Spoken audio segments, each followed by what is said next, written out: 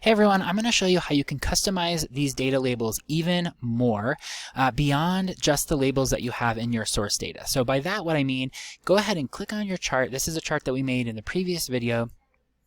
I'll link to that above, but when you highlight this chart, you can see it also highlights the source data table. So you can see these are our y-axis labels right here, and then this was our data table of our actual data and then our dummy data.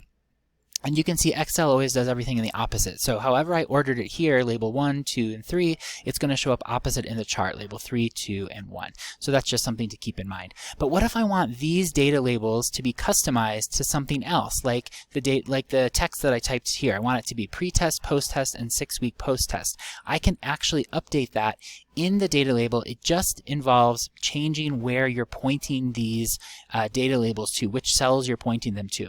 So when you highlight these data labels, you're going to go over to the Format Data Label tab, click on the bar chart icon, and then under Label Options, we're going to keep here, instead of category name, let's go ahead and click Value from Cells. And now this makes it so that literally anything that I type into the cells will populate into those data labels. And you just have to go ahead and click on Select Range. It's going to ask you to point, where do you want your cells to point?